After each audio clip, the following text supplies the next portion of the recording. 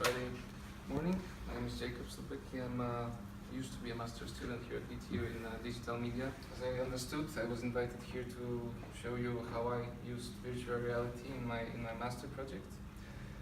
As I said, Charlotte was my supervisor, and I have the title of my master thesis was how to increase quality of life for people with early dementia using psychological methods and virtual reality.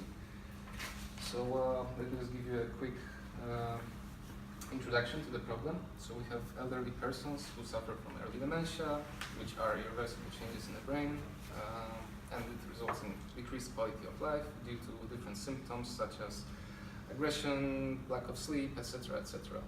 The quality of life in general is decreased. So there are several solutions to that. First is a drug treatment, but it may have adhere side effects and can treat a very narrow group of symptoms. Then you have psychological therapies and methods. They are not proven, but they are gaining more and more attention now because, don't have so much adhere effects as you would give some pills to a person. There's a lot to choose from.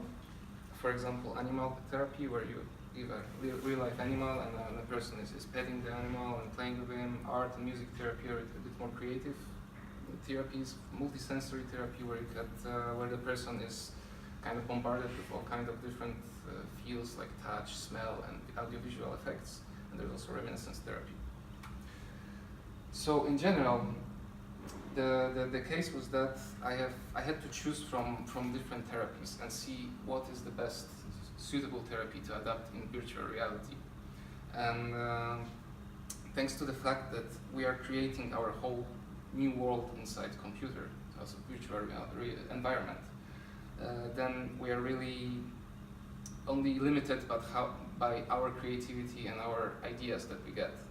Because online you can find a lot of free resources as 3D models, animations, different textures and so on that you can put into your project.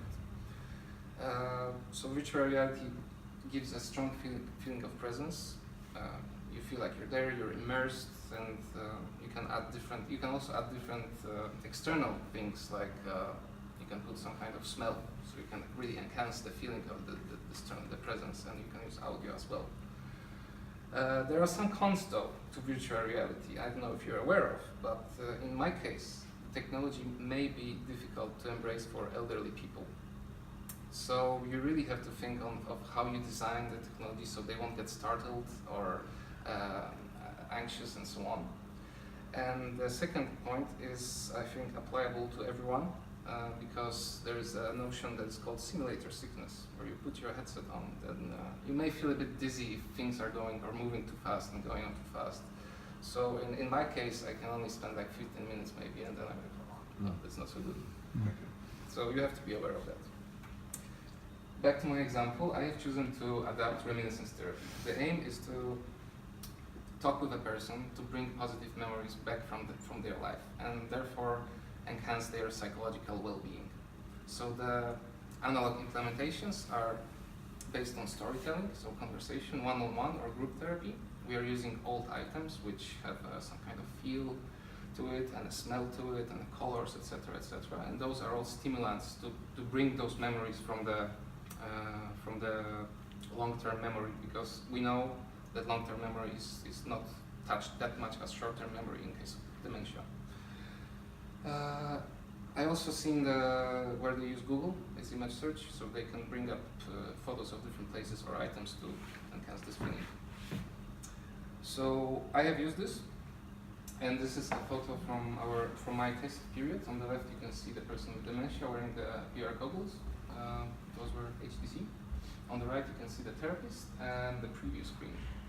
So from now on you can notice that the left part of the screen is the preview of the view that the person with dementia is seeing in his eyes.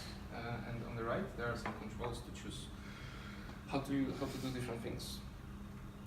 So the first thing they see when they put on the helmet is a choice screen. So they can choose where they would like to sit and what they would like to talk about. Because in the reminiscence therapy you have those topics that you choose to talk about, right? So on the first row they can choose to sit on the beach, in a city, or in the landscape or mountain lights, landscape.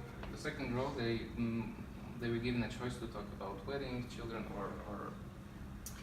or travel. And then on the last row, they were also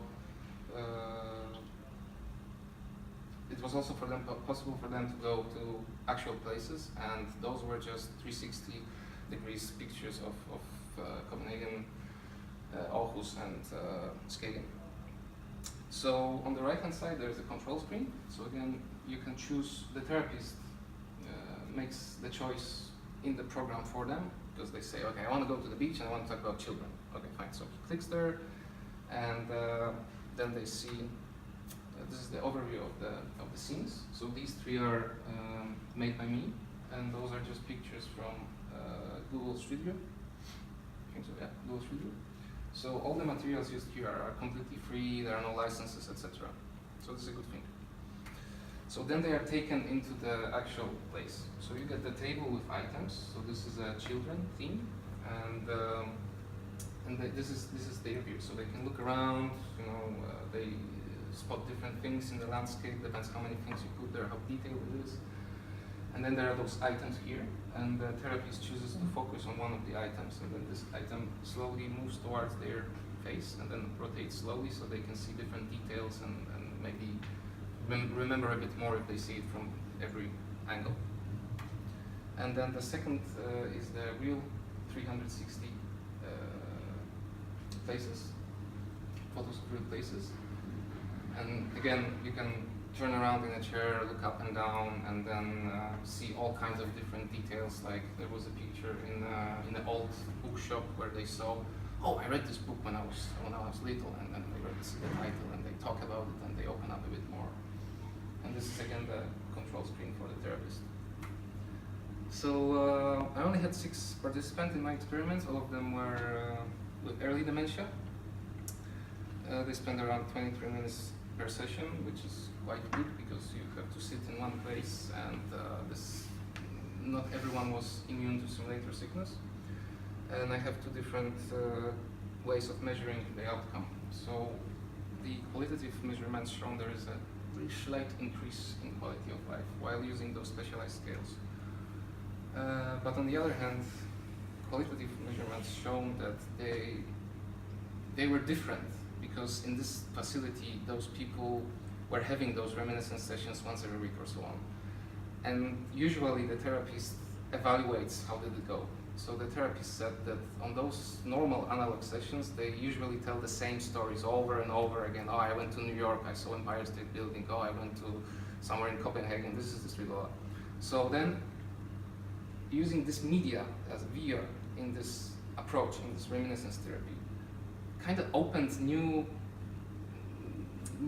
I don't know, connections in the brain, like the unused ones. So the therapist managed to notice that they told many never heard before stories, and some of those patients are there for 5 or 4 years. So I mean, you can really remember all those stories when you hear them. So in this case, there were a lot of new stories. So my belief is that the induction is because of the VR and because of all those super detailed environments and being in a different place.